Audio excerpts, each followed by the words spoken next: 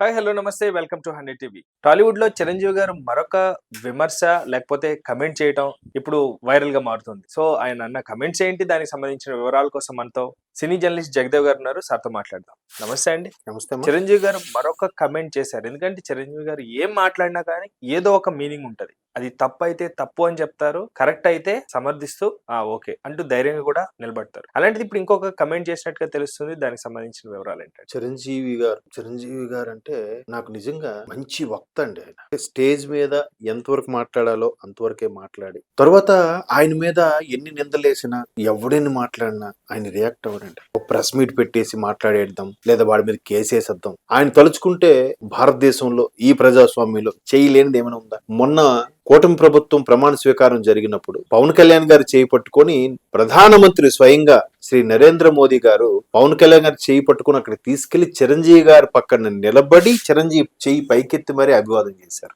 అది కాదా చిరంజీవి గారు రేంజ్? ఇదే చిరంజీవి గారు వైసీపీ ప్రభుత్వంలో కూడా ఒక వేదిక మీద ప్రధానమంత్రిని కలవడానికి వెళ్తే వైసీపీ మంత్రులు ఉన్నా కూడా వాళ్ళందరూ పట్టించుకోకుండా మోదీ గారు డైరెక్ట్ గా చిరంజీవి గారికి వెళ్ళి అభివాదం చేసి చిరంజీవి గారు నమస్కరించి వెంటనే సాల్వ్ అవుతారు. చిరంజీవి ఒక మహావృక్షం అంటే ఇవాళ రేపు రాజకీయాల్లో అయితే చంద్రబాబు నాయుడు గారిని పవన్ కళ్యాణ్ గారిని విమర్శించేస్తే వాళ్ళు పోటుగాళ్ళు అయిపోతారు, ఇండస్ట్రీకి వస్తే చిరంజీవి గారిని విమర్శించేస్తే పోటుగాళ్ళు అయిపోతారు అనే కాన్సెప్ట్ లో ఉన్నారు కొంతమంది.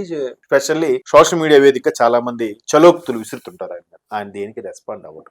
ఈవెన్ రాజకీయ పరంగా రాజకీయ అభిమానులు చలోక్తులు విసురుతారేమో కానీ ఈయన అభిమానులు కూడా ఎవరు ఎక్కడ మాట్లాడరు. ఇట్లాంటి మహోన్నతమైన వ్యక్తి అంటే ఎట్లా ఆ స్థాయికి వచ్చాడు ఆయన అంటే ఆయన చూసి ఎప్పుడైనా మొహం అద్దంలో చూసుకున్నావు అన్నాడంట ఒకటి, మిడిగుడ్లు వేసుకున్నావు నువ్వేం హీరో అవుతావరా అన్నాడంట ఒకటి, అసలు వాయిసే లేదు అసలు వాచకం అంటే తెలుసా అని అడిగాడంట ఒకటి. ఇవన్నీ కూడా సర్టెన్ పొజిషన్కి వెళ్ళాక చెప్పుకోవడానికి బాగుంటాయి. అవన్నీ మెగాస్టార్ చిరంజీవి గారి జీవితంలో జరిగాయి కూడా. అఫ్ కోర్స్ మళ్ళీ మీరు కూడా చాలా మంది కష్టపడ్డారు, అందరూ ఎందుకు అవ్వలేదు అంటే ఆయన అలా అవడానికి కారణం నేను అనుకుంటాను ప్రధానంగా నోరు అదుపులో పెట్టుకుంటాడు. ఆయన ఎప్పుడు కూడా చూడండి ఎవ్వరి మీద కూడా నోరు పారేసుకొని మాట్లాడడం, నోటుకొచ్చి మాట్లాడడం ఇంతవరకు నాకు ఊహ తెలిసాక నేను ఎప్పుడు చిరంజీవి గారు ర్యాష్ గా మాట్లాడడం కూడా చూడలే. ఒకానొక సందర్భంలో కొంచెం ఆవేశంగా మాట్లాడారు, అది వజ్రోత్సవ వేడుకల్లో స్టేజ్. అది కూడా జస్ట్ అది కూడా ఏంటి మోహన్ బాబు గారు విషయం అని అంటారు కానీ మోహన్ బాబు గారు చిరంజీవి గారు అత్యంత ఆప్తమిత్రులు వాళ్ళిద్దరు. Of the screen on the screen కాదని చెప్పి ఆ చనువు ఉంది. ఏం బాబు అంటాడు, చిరంజీవి అంటాడు, ఆ చనువు ఉంది వాళ్ళిద్దరిలో. ఏదో ఒక విషయం మాట్లాడకూడదు, దాని పెద్ద రాతాన్ని చేసి అప్పట్లో కూడా మీడియా, బట్ ఆయన రెస్పాండ్ అవ్వలేదు. అంటే ఇట్లా ఇవన్నీ ఎందుకు చెప్తున్నానంటే మొన్న కూడా అమెరికా ఏంటది ప్రోగ్రెసివ్ తెలుగు అసోసియేషన్ ఆప్తా అంటారు, దాంట్లో కూడా నేను డ్యూయల్ హీరోగా చేయడానికి లేదంటే ఇద్దరు హీరో కాంబోలో చేయడానికి నేను వెనకాడడానికి ఒక రీజన్ కూడా ఉంది. అంటే ఈ మధ్యకాలంలో చిరంజీవి ఎన్టీఆర్ గారని చిరంజీవి బన్నీ అని కొన్ని టాక్స్ వస్తున్నాయి హీరోలుగా చేస్తారని. నిన్న అన్స్టాబుల్ లో కూడా హీరో అదే ప్రొడ్యూసర్ నాగవంశీ అడిగారు బాలయ్య గారికి, బాబు మీరు కాంబినేషన్ లో చేయాల్సి వస్తే ఈ ముగ్గురు హీరోలతో ఎవరితో చేస్తారు? చిరంజీవి గారు, నాగార్జున గారు, వెంకటేష్ గారు. నేను ఏదైనా భయపడిన ఎవరు ఫ్రాంక్ గా చెప్తా, బ్రదర్ చిరంజీవితోనే చేస్తాను అబ్బా అని చెప్పాడు. ఫ్యూచర్ లో చేసినా ఆశ్చర్యపోడక్కర్లేదు. మంచి సరైన దర్శకుడు, మంచి రైటర్, ఇద్దరికి ఆ ఏజ్ తగ్గట్టు క్యారెక్టర్లు కథ దొరకాలే కానీ ట్రిపుల్ ఆర్ ఎలా బ్యాలెన్స్ చేశాడు ఆయన, అలా బ్యాలెన్స్ చేయాలి కానీ చేయకపోవడానికి ఏముంది. ఇద్దరు ఎన్టీఆర్ ఏఎన్ఆర్ చేశారు కదండి, కృష్ణ సోహన్ బాబు చేశారు కదండి, ఎన్టీఆర్ కృష్ణ చేశారు, ఏఎన్ఆర్ కృష్ణ చేశారు, ఎన్టీఆర్ సోహన్ బాబు, ఎంత కాంబినేషన్ లో చాలా వచ్చాయి. సో ఇతను ఎందుకు చేయట్లేదని దానికి చెప్పింది ఏంటంటే గతంలో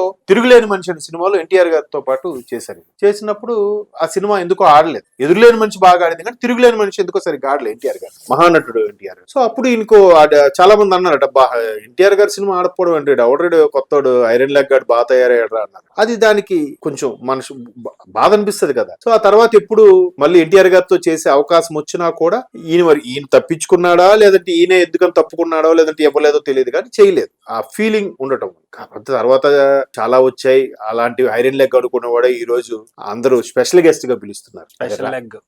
స్పెషల్ లెగ్ అయిపోయి ఆయన అడుగు పెట్టాడంటే సూపర్ అనే కదా. ఇప్పుడు మా అసోసియేషన్ ఉంది, ఈ రోజు మా అసోసియేషన్ నేను ప్రెసిడెంట్, సెక్రటరీ, నేను ట్రెజరర్ అని చెప్పి వీళ్ళందరూ మాట్లాడుతున్నారు. ఈ మా అసోసియేషన్ ఫౌండర్ ప్రెసిడెంట్ ఎవరండి? మెగాస్టార్ చిరంజీవి కదా ఫస్ట్ ప్రెసిడెంట్. మరి ఇప్పుడు ఎలా నడుస్తుంది? ఆయన పాదం ఎటువంటిది అంటే దత్తు గారు కూడా, అశ్విని దత్ గారు కూడా చెప్తారు అసలు చిరంజీవి గారితో సినిమా అంటే చాలా హ్యాపీగా ఫీల్ అవుతాడట. ఎన్టీఆర్ గారు నామకరణం చేసిన వైజయంతి మూవీస్ అనే దీనిలో జగదేవ్ వీడాతో సుందరి, ఇంకా పైగా ఆ టైంలో తుఫాను ఆడదు అనుకున్న సినిమా కెరీర్ లోనే బిగ్గెస్ట్ హిట్ చిరంజీవి గారి కెరీర్ లో కానీ, రాఘవేంద్ర గారి కెరీర్ లో కానీ, దత్తు గారు ప్రొడ్యూస్ చేసిన సినిమాల్లో కానీ. కాబట్టి మీరు అన్నట్టు ఐరన్ లెగ్ కాస్త స్పెషల్ లెగ్ అయ్యింది. ఇవన్నీ కూడా ఏంటంటే ఒకటండి, గెలిచిన తర్వాత 100 చెప్పుకోవడానికి బాగుంటాయి, ఓడిపోయిన తర్వాత ఒకవేళ నిజమైన ఓడిన వాటిలో నిజం ఉన్నా కూడా ఎవరు నమ్మరు, వినరు. చిరంజీవి గారు చాలా వాళ్ళ మిత్రులతో కూడా, సుధాకర్ గారు ఆయన బ్యాచ్ మీట్ అంటారు, ప్రసాద్ బాబు గారు, రఘుబాబు గారు, వీళ్ళందరూ కూడా బ్యాచ్ మీట్స్, వాళ్ళందరితో కూడా ఆయన కాంట్రాక్ట్స్ లో ఉంటారంట.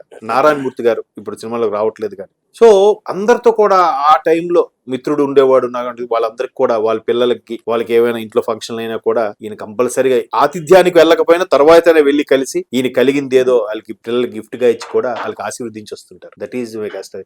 నిన్న లేదు మొన్న గేమ్ చేంజర్ ప్రోగ్రామ్ లో కూడా డిప్యూటీ సీఎం పవన్ కళ్యాణ్ గారు ఏమన్నారు, చిరంజీవి అనే మహావృక్షంలో పెరిగిన, నీడలో పెరిగినవన్నీ, ఆయన లేకపోతే నేను లేను, రామ్ చరణ్ లేరు, ఏ హీరో కూడా లేడు అన్నట్టు కూడా మాట్లాడారు. సో అలా ఉండబట్టి, అలా కష్టపడబట్టి, ఆయన ఇంటికి కష్టపడి వచ్చి కాలుకి బొబ్బలకు ఎక్కేసి అలాగే షూతోనే పడుకుంటూ పోతే వీళ్ళు షూస్ తీసి అదే అన్నీ మా కోసం ఇంత కష్టపడుతున్నాడు అని ఫీల్ అయ్యేవారట. సో అట్లాగా ఆయన నడిచి చూపించాడు.